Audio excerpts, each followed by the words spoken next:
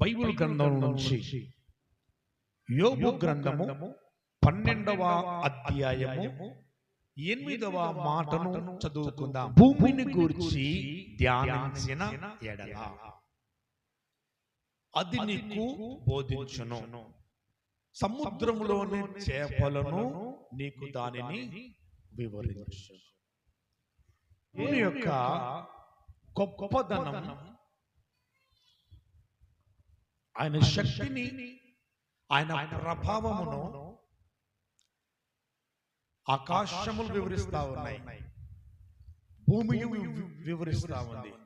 కీర్తన గ్రంథము 19వ కీర్తన మొదటి 2 వాక్యములు మనం ధ్యానించగలిగినట్లయితే అక్కడ చక్కగా రాయబడి, ఆకాశములు దేవుని మహిమను వివరించుచున్నవి, అంతరిక్షములు ఆయన చేతి పనిని ప్రచురపరచుచున్నవి, పగటికి పగలు బోధ చేయుచున్నది, రాత్రికి రాత్రి జ్ఞానము తెలుపుచున్నది, వాటికి భాషలు లేదు, వాటి స్వరము వినబడదు. దేవుడు కలుగజేసిన ప్రతి సృష్టి కూడా దేవుడి గురించినటువంటి మాటలను, దేవుడు గొప్పతనాన్ని, దేవుడి యొక్క శక్తిని ప్రచురము చేయుచున్నవంట. దేవుడి శక్తిని ప్రచురము చేయుచున్నవి. ఆకాశంలో చూసినట్లయితే వర్షాకాలాన్ని ఆకాశం సూచిస్తా ఉంది, ఎండ ఎంత ఉంది ఆకాశం సూచిస్తా ఉంది, మేఘములు అవుతున్నాయో లేవో ఆకాశం సూచిస్తా ఉంది. ఆకాశంలో నుంచి సమస్తాన్ని కూడా మనకు తెలియపరుస్తా ఉంది, పగటికి పగలు బోధ చేస్తా ఉంది. ఇదిగో కాల గమనములు అన్నిటినీ కూడా తెలుపుతా ఉంది. అయితే రాత్రికి రాత్రి జ్ఞానమును ప్రచురము చేయుచున్నది, వాటి స్వరము వినబడదు, వాటికి భాష లేదు, వాటి కొలనులు కూడా లేవంట. అయినను అవి దేవుడి గురించి ప్రచురపరుస్తూ ఉన్నాయి.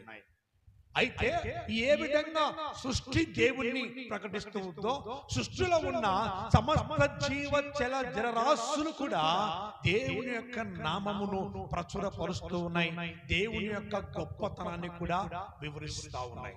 అయితే ఈ రోజు మనము బైబిల్లో దేవుడి మాట వినినటువంటి 4 చేపలు దేవుణ్ణి ఏ విధంగా కనపరిచాయి మనము ఈరోజు తెలుసుకొని ముగించుకుందాం. మొదటి చేప, ఇది పెద్ద చేప. మొదటి చేప ఏ చేప అండి చెప్పాలి? పెద్ద చేప. ఇలా పెట్టుకోండి. మొదటి చేప ఏ చేప? పెద్ద చేప. ఈ చేప దేవుని మాట వినిన చేప. ఏ చేప? ఈ చేప పెద్ద చేప ఏం చేసింది? దేవుడి మాట వినింది. చూద్దాం. యోనా గ్రంథము 1వ అధ్యాయము 17వ వాక్యమును ధ్యానం చేసుకుందాం. ఉపమత్స్యమొకటి యోనాను మింగవలెనని యెహోవా నియమించి ఉండగా యోనా 3 దినములు ఆ మత్స్యము యొక్క కడుపులో ఉండేను. హల్లెలూయా. మాట వినని యోనాను, దేవుడి మాట వినకుండా, దేవుడు చెప్పాడు, యోనా గారు మీరు నినివేకు వెళ్ళాలి. నినివే ప్రజలు దేవుడికి విరోధమైనటువంటి పనులు చేస్తా ఉన్నారు, దేవుడికి విరోధమైనటువంటి కార్యములు చేస్తా ఉన్నారు. వారి దృష్టికి, దేవుడి దృష్టికి వారి పాపము ఎంత భయంకరంగా మారిపోయిందంటే దేవుడు వారిని అంతము చేసేంతలా మారిపోయింది. దేవుడు ఉగ్రత వారి మీదకి రాబోతుంది కనుక నీవు వెళ్ళి ఏం చేయాలి? వారికి నా మాటలు చెప్పి వారిని నా యొక్క మార్గములోనికి నడిపించు అని దేవుడు చెప్పాడు. దేవుడి దగ్గర ఏం చేశాడంటే, సరేనయ్యా, ఎస్సయ్యా నువ్వు చెప్పావు కదా, నేను తప్పకుండా వెళ్తాను అనేసి తల ఊపుకుంటూ బయలుదేరి అక్కడ ఒక స్టేషన్కి వెళ్ళాడు. స్టేషన్కి వెళ్ళిన తర్వాత ఏం జరిగిందంటే, టికెట్ తీసుకున్నాడు. ఏ టికెట్ తీసుకున్నాడు? నినివేకి వెళ్ళాల్సిన టికెట్ తీసుకోలేదు. నినివేకు వెళ్లకుండా తర్షీషుకు పోయే టికెట్ తీసుకున్నాడు. ఆ యొక్క ఓడ ఎక్కాడంట. యోనా జీవితంలో కూడా దేవుడి సన్నిధి నుంచి పారిపోతూ ఉన్నాడు. దేవుడు చెప్పిన విషయం ఒకటే, నినివేకి వెళ్ళు యోనా అనగానే నినివేకి వెళ్లకుండా తర్షీషుకు పోతున్నటువంటి క్రమము చేత దేవుడు ఏం చేశాడంటే, దేవుడికి కావాల్సింది యోనా కాదు, దేవుడికి కావాల్సింది ఎవరో తెలుసా? నినివే ప్రజలు దేవుడికి కావాలి. ఈ నినివే ప్రజలకు దేవుడి సువార్తను ప్రకటించగలిగేంత శక్తి ఎవరిలో ఉందంటే యోనాలో ఉంది. ఎందుకంటే ఆ రోజుల్లో ఎందరో ప్రవక్తలు ఉన్నారు, ఆ రోజుల్లో పేరు మోసిన మహానుభావులు ఎందరో ఉన్నారు. అంత మంది ఉన్నా కూడా ఒక్క యోనాను మాత్రమే దేవుడు ఎందుకు పిలుచుకున్నాడంటే, యోనా దేవుడి మాటనే వినకుండా పోతున్నాడంటే ఎంత గొప్పవాడై ఉంటాడు. చూసారా, కొంతమంది ఉంటారండి, వాళ్ళు దేవుడి మాట కూడా వినరు. అందరూ విన్నారు. బైబిల్ గ్రంథంలో ఉన్నటువంటి ప్రతి ఒక్కరు కూడా దేవుడి మాట విన్నారు. దేవుడి మాట వినక దేవునికి ఎదురు తిరిగిన వాడు ఎవరు అనంటే ఒకే ఒక్క వ్యక్తి ఉన్నాడు. ఆ వ్యక్తే యోనా. Praise the lord.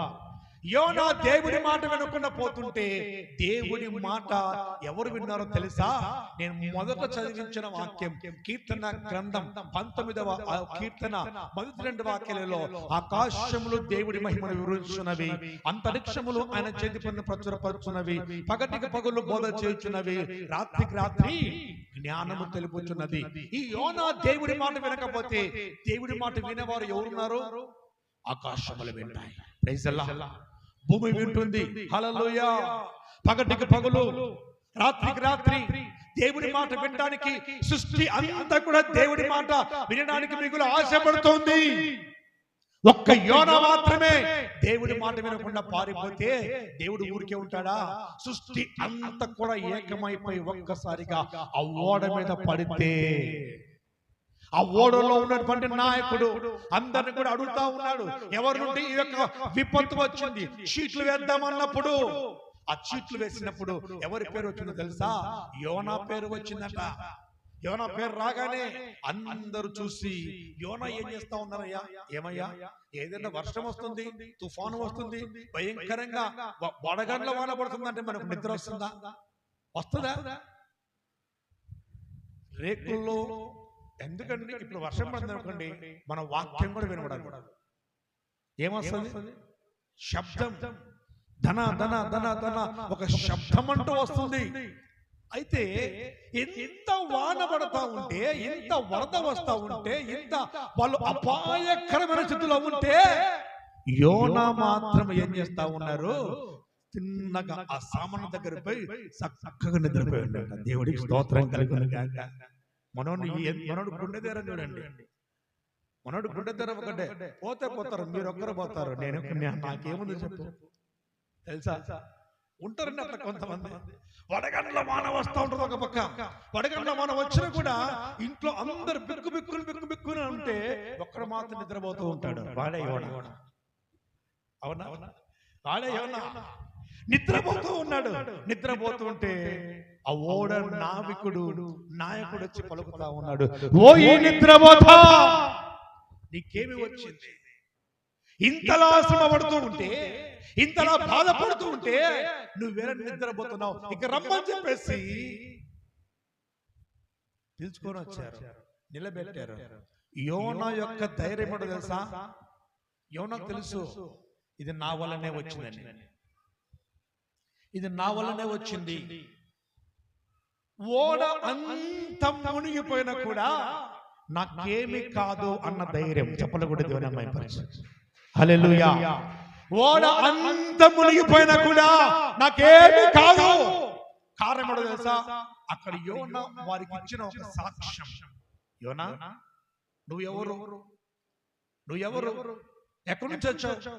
నిద్రపోతున్నావే, కారణం ఏంటి? నీ వల్ల ఈ విపత్తు వచ్చింది, నీ వల్ల ఇదంతా కూడా మాకు సంభవించింది, నువ్వు ఎవరు చెప్పంటే అప్పుడు యోనా అంటున్నాడు, నేను ఆకాశమునకును భూమికి సృష్టికర్త అయినటువంటి దేవుడి సేవకుడను. హల్లెలూయా. హల్లెలూయా. ఆకాశమునకును భూమికి సృష్టికర్త అయినటువంటి దేవుడి సేవకుడు నేను, సామాన్యమైన వ్యక్తిని కాను అనగానే మేమేం చేయాలి? మీ సామాన్లన్నీ కింద పడేయాలి. యోనా ఎక్కడుంటే అక్కడ సువార్త ఉంటది. చప్పట్లు కొట్టి దేవుని నామమున పరిచయం. హల్లెలూయా. యోనా ఎక్కడుంటే అక్కడ పాపులకు క్షమాపణ లభిస్తుంది. హల్లెలూయా. యోనా ఎక్కడుంటే అక్కడ రక్షణ ఉంటుంది. హల్లెలూయా. యోనా ఎక్కడ ఉంటే అక్కడ దేవుడి మాటలు ఉంటాయి. అంతమంది కొన్ని వందల సంఖ్యలో ఓడలో ఉన్నారు. అంతమందిలో ఈయన ఒక్కడే క్రైస్తవుడు. మిగతా అంతా కూడా హిందువులు, అన్యులు, ఇతర మతస్థులు. అంతమంది ఉన్నప్పుడు ఈ ఒక్కడు నేను ఆకాశమునకును భూమికి సృష్టికర్త అయినటువంటి దేవుడి సేవకుడును అని చెప్పడానికి ఎంత ధైర్యం ఉండాలి. హల్లెలూయా. అన్ని వందల మందిలో ఓడలో ఉన్నప్పుడు ఆ ఓడలో యోనా పలికిన ఆ మాటను బట్టి ఆ ఓడలో ఉన్నటువంటి ప్రతి ఒక్కరిని కూడా మోకరిల్ల చేశాడు యోనా. ప్రైజ్ అల్లాహ్. దేవుని బట్టి మోకరిల్లు, ప్రార్థన చేయి. ప్రార్థన చేసిన తర్వాత మీ ప్రయాణము సుఖవంతం కావాలంటే ఏం చేయాలో తెలుసా? అప్పటికప్పటికి ఆ పై వాక్యం, కొంచెం పై వాక్యం ధ్యానిస్తే 16వ వాక్యం ధ్యానించారు ఒకసారి. బలి అర్పించడానికి వేరే ఊర్లో అర్పిస్తామన్నారా? సమయం తీసుకున్నారా? ఓడ దిగిపోయారా? ఒడ్డునకు చేరిపోయారా? లేదు. ఓడలోనే వెంటనే మీరు ఉన్న స్థలములోనే దేవుడికి మొక్కు పళ్ళు చెల్లించి దేవుడికి బలి అర్పిస్తే ఈ విపత్తు నుంచి మీకు విడుదల కలుగుతుంది. హల్లెలూయా. వెంటనే వారు భయపడిపోయారు. ఒక్కసారిగా భయపడిపోయి దేవుడికి బలి అర్పించి మొక్కుబళ్ళు చెల్లించగానే అప్పుడు ఏం జరిగిందంట? యోనా గారిని అడుగుతా ఉన్నారు. ఏమని? యోనా, దైవజనుడా, ఇంత పని చేశావు కదా, ఇప్పుడు మేము నిన్ను ఏం చేయాలో చెప్పవా? మాతో కూడా ప్రయాణం చేసి వస్తావా? లేదంటే ఈ ఓడను నినివేకి తిప్పమంటావా? అంటే వద్దు వద్దు వద్దు, నినివేకి మాత్రం నేను చచ్చినా కూడా వెళ్ళను. మొండోడండి. కొన్ని జీవితాలు ఉంటాయి, మొండి జీవితాలు ఉంటాయి. ఎంత చెప్పినా మారరు, ఎంత చెప్పినా మారరు. పాత బతుకు, పాత జీవితమే కావాలంటారు. ఈ మొండాడు ఏం చేశాడంటే యోనా, నేను నినివేకి వెళ్ళను, తార్షీషుకే వెళ్తాను, చావనైనా చస్తాను కానీ దేవుడి మాటను వినను. ఈ వాక్యం వింటున్న ప్రియ దేవుని బిడ్డలారా, ఒకవేళ నీ జీవితంలో కూడా దేవుడు ఎన్నిసార్లు నీతో మాట్లాడినా, ఎన్నిసార్లు దేవుడిని దర్శిస్తున్నా, ఎన్నిసార్లు నీ జీవితంలో దేవుడు హెచ్చరిస్తూ ఉన్నా, నువ్వు దేవుడి మాట వినక లోకాన్ని ప్రేమించి లోకానుసారంగా నువ్వు జీవిస్తే, నేను చావనైనా చస్తాను కానీ దేవుడి దగ్గరకు రాను అనేటువంటి ఒక సంకోచం నువ్వు ఉంటే, ఈ మాట నీ కొరకే. నీవు దేవుడి మాట వినేంత వరకు కూడా దేవుడు మాతో నిన్ను దండిస్తూనే ఉంటాడు, నడిపిస్తూనే ఉంటాడు. హల్లెలూయా. యోనా, నేను వినను, మరేం చేయాలి చెప్పయ్యా? ఏం లేదు, నన్ను ఎత్తి కూడా ఎక్కడ వెళ్ళాయి? సముద్రంలో పడవేయండి అన్నారు. సముద్రంలో పడవేయండి అంటే అర్థం ఏంటో తెలుసా? లోకంలోకి నేను పడిపోతానేమో కానీ దేవుడి వాక్యమును వినను, దేవుడి మాటను ప్రకటించను, దేవుడి మాట ప్రకారం నేను నడుచుకోను. లోకంలో పడిపోవడానికి సిద్ధపడుతున్నారు ఈరోజు విశ్వాసులు, ఈరోజు సేవకులు కూడా లోకంలో పడిపోవడానికి సిద్ధపడుతున్నారు, లోకాసులకు లొంగిపోవడానికి సిద్ధపడుతున్నారు, సాతాను మాయలో పడిపోవడానికి సిద్ధపడుతున్నారు. కానీ దేవుడి మాటకు తల వంచడం లేదు. యోనా వలె యోనా తల వంచట్లేదు. సముద్రంలో ఎత్తి పడవేస్తే అక్కడ ఉన్నటువంటి దేవుడు ఒక పెద్ద చేపకు చెప్పబెట్టాడు, చేప నువ్వు నీకు ఒక చిన్న పరీక్ష పెడుతున్నానమ్మా, నా మాట వింటావా? వింటానయ్యా. ఇదిగో నా మాట వినటువంటి ఒక దైవజనుడు ఉన్నాడు. ఈ రోజుల్లో దేవుడు తన బాధను ఎవరితో చెప్పుకుంటున్నాడో తెలుసా? ఒకసారి యెషయా గ్రంథం 1వ అధ్యాయము 2వ వాక్యమును ధ్యానించండి. ఆకాశమా ఆలకించుము, భూమి చెవియొగ్గుము. దేవుని బాధ ఏంటో తెలుసా? నేను పిల్లలను కని పెంచి పెద్దవారిని చేశాను. వారు ఏమయ్యారో తెలుసా? తిరుగుబాటు చేస్తా ఉన్నారు. చాలా జీవితాల్లో, చాలా కుటుంబాల్లో దేవునికి సంబంధించిన బాధలే ఉన్నాయి. తిరుగుబాటు చేస్తా ఉన్నారు. ఆకాశమా ఆలకించు, ఓ భూమి చెవియొగ్గు. యోనాను నేను పెంచాను, యోనా నేను పెద్ద చేశాను. యోనా ఎవరో తెలుసండి? యోనాను దేవుడు ఎందుకు అంతలా ప్రేమించాడు? ఎందుకు అంతలా చేప యోనా నేను చనిపోతానని చెప్పేసి సముద్రపు గర్భంలోని నన్ను పడవేయండి అని చెప్పేసి పడవేసినా కూడా యోనాను దేవుడు చేప కడుపులోనికి పంపించి మరలా పునర్జన్మ ఇవ్వడానికి కారణం ఏంటో తెలుసా? యోనా ఎవరో తెలుసా? సారెపతు విధవరాలి కుమారుడు. హల్లెలూయా. సాక్షాత్తు దైవజనుడైనటువంటి ఏలీయా ద్వారా ఊపిరి పోసుకొని బ్రతికినవాడు. హల్లెలూయా. సారెపతు కుమారుడు చనిపోతే దైవజనుడా, ఈ 3.5 సంవత్సరాలు నా దగ్గర ఉన్నావే, నా పాపము ద్వారా నేను కన్నటువంటి ఈ కుమారుడు చనిపోయాడు, నా పాపమును మరలా నువ్వు గుర్తు చేసావా అంటే, అవును గుర్తు చేశాను. ఏలియాలో ఉన్న పౌరుషము యోనాలో ఉంది కనుక, ఏలియాలో ఉన్న శక్తి యోనాలో ఉంది కనుక, ఏలియాలో ఉన్నటువంటి మహిమ యోనాలో ఉంది కనుక దేవుడు యోనాను విడవలేదు. యోనాను దేవుడి పక్కకు త్రోసివేయలేదు. నేను చావనైనా చేస్తాను కానీ దేవుడి మాట వినను. అంత మొండివాన్ని మనం వింటామా? మనం పట్టుకొస్తామాన్ని ఏం చేస్తావయ్యా? నీ కొడుకులే నీ మాట వినకుండా ఒకవేళ నీ మాట నేను విన్ను, నేను రాను అని మొండికేసుకొని కూర్చుని నేను తలతో కట్టుకుని లాక్కొస్తావా? ఏం చేస్తావు? వస్తారా పోతే పోరని చెప్పేసి వదిలేస్తావు. కానీ దేవుడు అలా కాదు. యోనాను 3 రోజులు చేప గర్భములో దాచడానికి దేవుడు చేపతో చేసుకున్న రిక్వెస్ట్ ఏంటో తెలుసా? చేప 3 రోజులమ్మా నువ్వు నీళ్లు మానే, 3 రోజులు నువ్వు ఆహారం మానే, 3 రోజులు నువ్వు ఏమి కూడా తీసుకోవద్దమ్మా.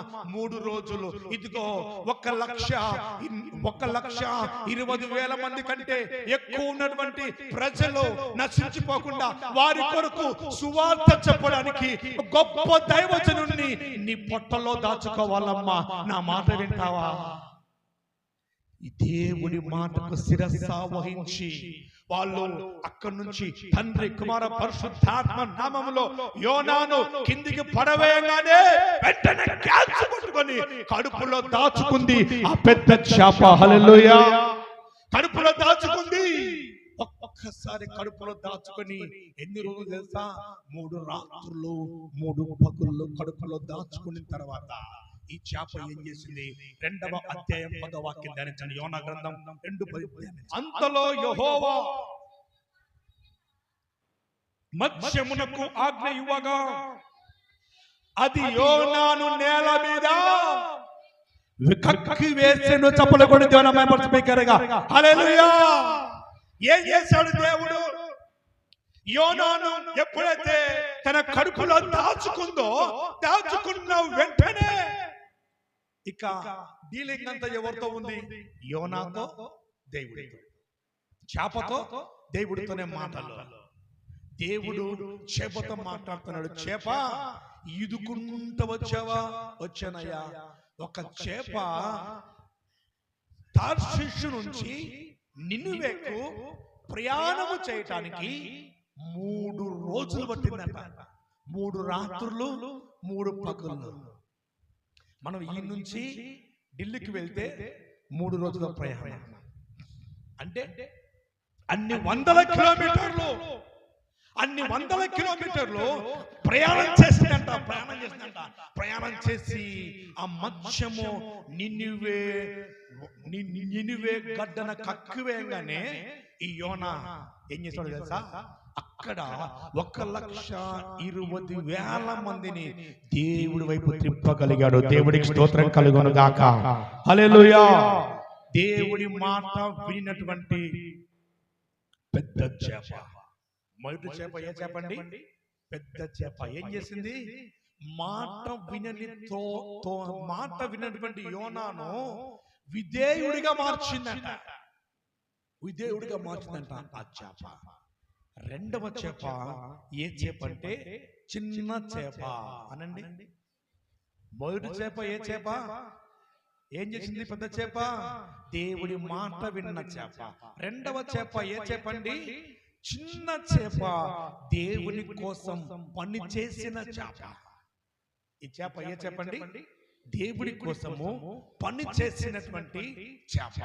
యేసు ప్రభువు వారు ఒక రోజు ఆయన శిష్యులతో కూడా కపెర్నహూముకు వచ్చాడంట.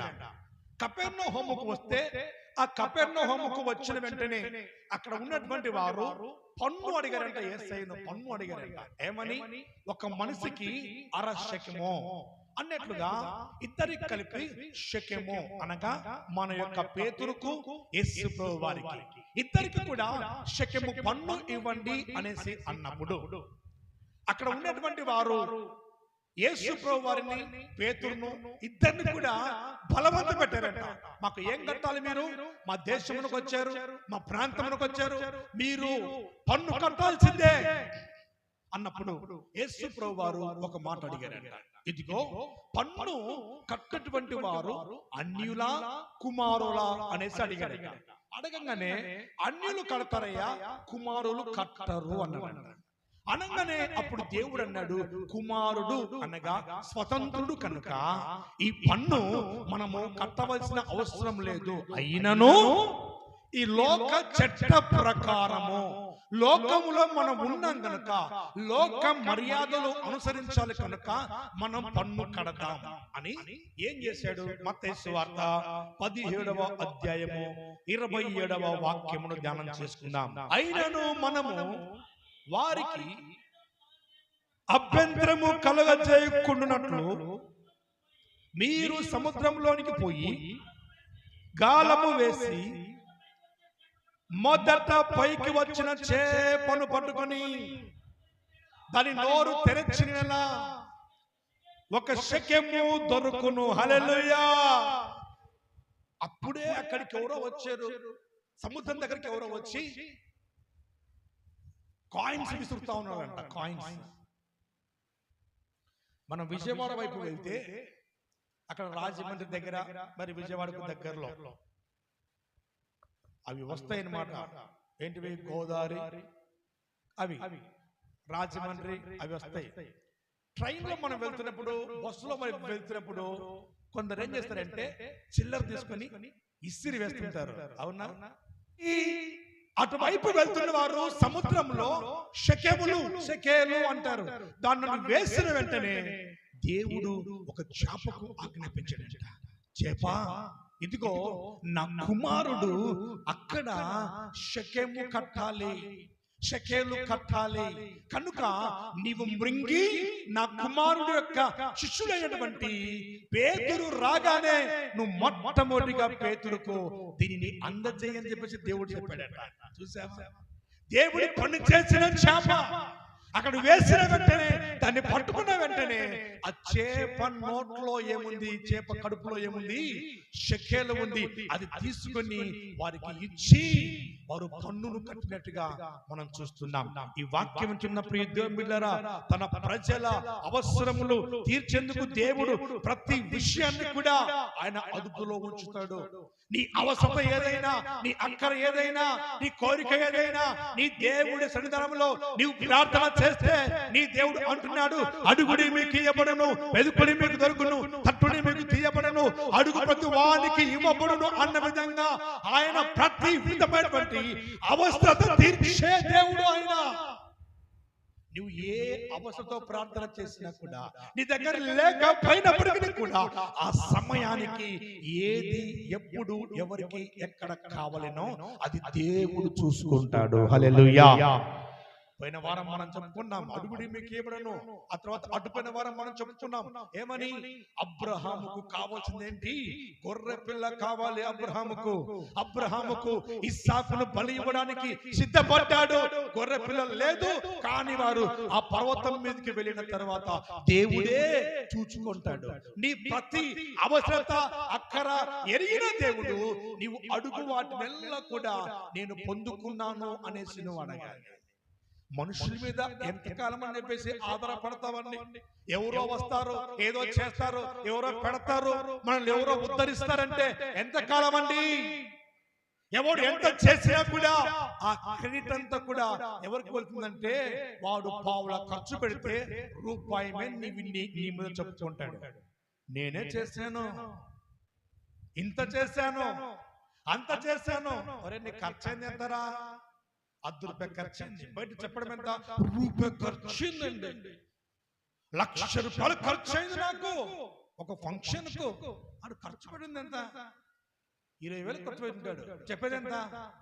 ₹1,00,000. మనుషుల యొక్క తలంపులు అవి. గొప్పలకు పోయి తిప్పలు పడమాకు. మనుషుల మీద ఆధారపడి నిన్ను నీవు తక్కువ చేసుకోమాకు. నీ దేవుడు నీకు కాళ్ళనిచ్చాడు, చేతులనిచ్చాడు, శక్తినిచ్చాడు. ఆ శక్తికి మించిన ప్రయాణం చేయమని ఏలియాకు దేవుడు చెప్పాడు. నీకు శక్తి కొలది, దేవుడు నీకు ఇచ్చిన కొలది ఉన్న కాడికి నువ్వు కారమన్నము తిన్నా కూడా ప్రభుకు స్తోత్రం అని చెప్పేసి నువ్వు ముందుకెళ్ళు. ఆశీర్వాదం నీతో పాటే ఉంటుంది. హల్లెలూయా. రెండవదిగా చిన్న చేప దేవుడి పనిని చేసిన చేప. మూడవ చేప కాల్చిన చేప. మూడవ చేప ఏ చేపండి? కాల్చిన చేప. దేవుని గురించి సాక్ష్యం ఇచ్చిన చేప. మూడవ చేప ఏ చేపండి? కాల్చిన చేప. ఏ చేప ఏం చేసింది? ఇది దేవుడి గురించి సాక్ష్యం ఇచ్చింది. అవి యేసు ప్రభువారు పునరుత్థానుడై లేచి ప్రజలకందరికీ కనబడుతున్నటువంటి రోజులు. యేసు ప్రభువారు పునరుత్థానుడై లేచిన తర్వాత 40 దినములు అందరికి కూడా కనబడుతూ ఉన్నప్పుడు శిష్యుల వద్దకు దేవుడు వచ్చిన తరువాత, శిష్యుల మధ్య దేవుడు ప్రత్యక్షమైన తరువాత అందరూ కూడా భయపడిపోతా ఉన్నారు. అయ్యో భూతం వచ్చింది అని చెప్పేసి అంటున్నప్పుడు అప్పుడు యేసు ప్రభువారు అన్నారు, భూతానికి నాలాగా చేతులు, కాళ్ళు, శరీరము, నోరు, వెంట్రుకలు ఉండవు అని దేవుడు చెప్పాడు. భూతమునకు ఇవి ఏవి కూడా ఉండవు. అయితే నాకు చేతులు ఉన్నాయి, కాళ్ళు ఉన్నాయి, నా డొక్కలో గాయాలు ఉన్నాయి, అన్ని ఉన్నాయి, చూడు అని చెప్పేసి దేవుడు చెప్పి వారిని కనుపరిచిన తర్వాత శిష్యులు అప్పటికి కూడా భయపడుతూ ఉన్నారు. ఏమని తెలుసా?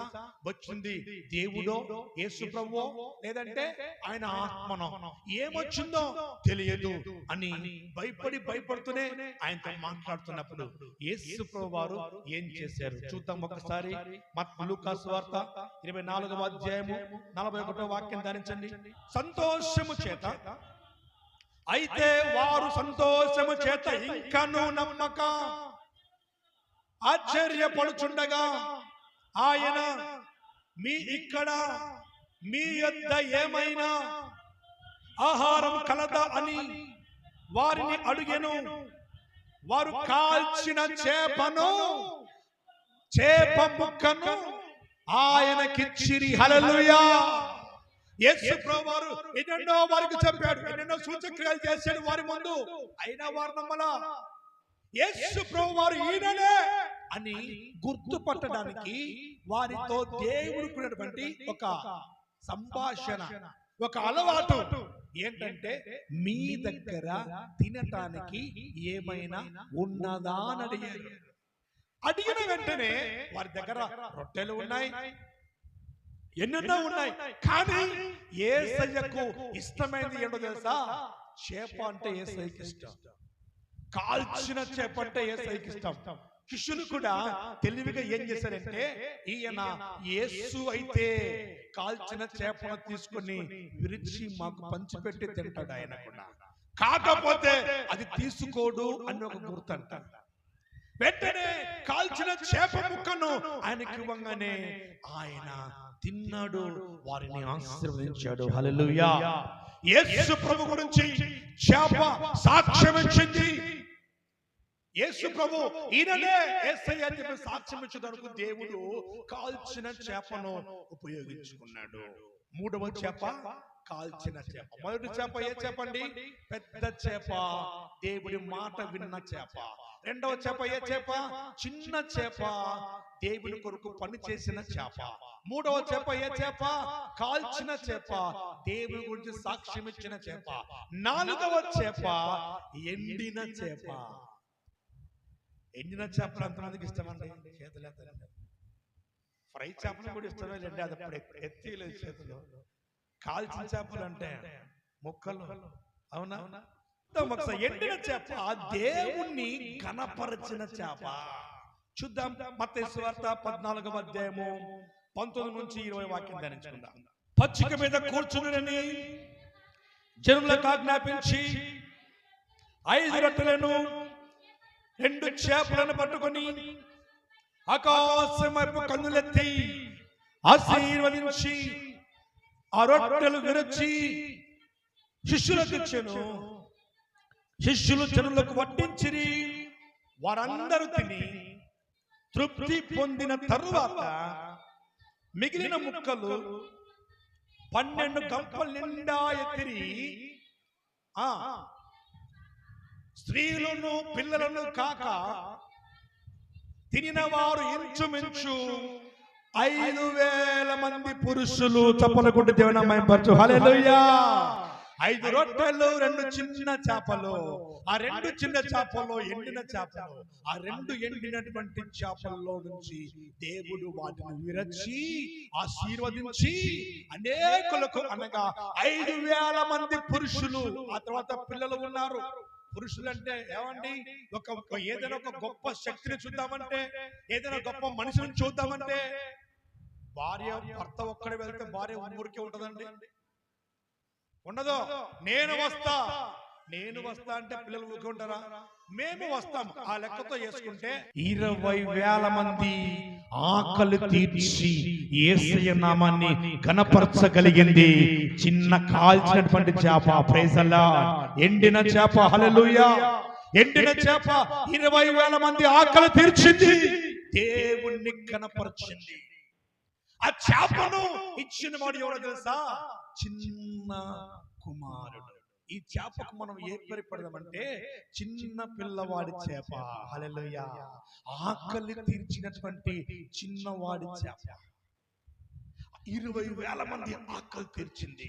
12 కంపలు మిగిలి ఎత్తిన తర్వాత యేసయ్యకు ఆహారమైంది ఆ చేప. హల్లెలూయా.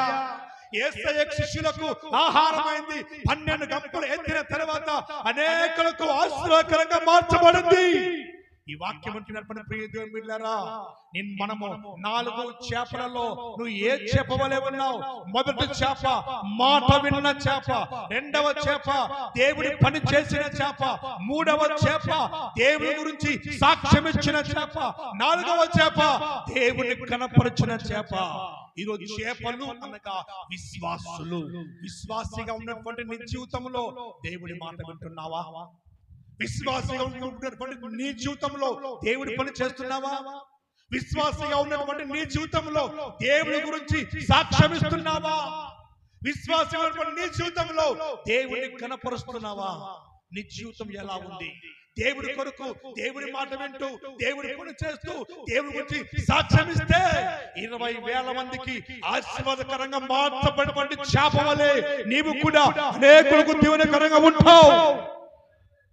అనేకులకు దీవెనకరంగా ఉండే జీవితాన్ని దేవుడు నీకు ఇస్తాడు. అలా కాకుండా నేను దేవుడి మాట వినను, ఇదిగో నువ్వు దేవుడి మాట వినే చేపలా ఉంటే, దేవుడి మాట వినని దైవ సేవకులు సైతము దారిలో పెట్టడానికి దేవుడు నిన్ను వాడుకుంటాడు. యోనాను గొప్ప మంట కలిగినటువంటి దైవజనుడు. ఎవరి చేత మార్చబడ్డాడు తెలుసా? చేప కడుపులో పోయిన తర్వాత బుద్ధి వచ్చింది యోనాకి. బిలాము భయంకరమైనటువంటి వ్యక్తి, దేవుడు ఏది చెబితే అది వినాలి. అటువంటి శక్తి కలిగినటువంటి దేవుని యొక్క దర్శనము చూసినటువంటి దైవజనుడికి ఎవరి ద్వారా దేవుడు బుద్ధి చెప్పాడు తెలుసా? గాడిద ద్వారా దేవుడు బుద్ధి చెప్పాడు. గాడిదకు నోరిచ్చి దేవుడు మాట్లాడించాడు. ఈ వాక్యం చిన్న ప్రియ దేవుని బిడ్డలారా, నీవు ఒక విశ్వాసిగా, ఒక సేవకుడిగా, ఒక సంఘ బిడ్డగా ఉన్నటువంటి నీ జీవితంలో దేవుడి మాట వినగలిగితే ఆ రోజు ఆ చేప దేవుడి మాట వినింది కనుక 120,000 మందికి పైగా రక్షణ పొందారు. దేవుడికి స్తోత్రం కలుగును గాక. హల్లెలూయా. ఆ రోజు దేవుడి మాట, దేవుడి పని ఆ చేప చేసింది కనుక యేసు ప్రభువు వారికి ఏమైందో తెలుసా? పన్ను కట్టే విధంగా దేవుణ్ణే వెలపెట్టుకునేంతలా దేవుడి కొరకు పని చేసిన దేవుడు వాడుకున్నాడు. ఈయన దేవుడు కాదో ఒక పరీక్ష, ఆ పరీక్షలో కూడా ఈయనే దేవుడు అని చెప్పటానికి ఆ యొక్క కాల్చిన చేప పని చేసింది. ఇదిగో 20,000 మందికి ఆహారముగా మార్చబడింది. ఎండిన చేప, చిన్నవాని చేప. నీ జీవితంలో 4 చేపల వలె దేవుడి మాట వింటూ, దేవుడి పని చేస్తూ, దేవుడి కోసం సాక్ష్యమిస్తూ, దేవుడి సన్నిధానంలో దేవుని కనపరుస్తూ అనేకులకు దీవెనకరంగా ఉందుముగాక. ఆమేన్. దేవుడి వాక్యమును మన వెనుకల్లో దీవించి ఆశీర్వదించి ఫలభరితంగా మార్చును గాక. ఆమేన్. ఆమేన్. మా చిరునామా పాస్టర్ ఏలియా MS, Emmanuel healing ministries, Saraswati Nagar, Nandyal, Kurnool district, Andhra Pradesh. మా ఫోన్ నెంబర్స్ 90002009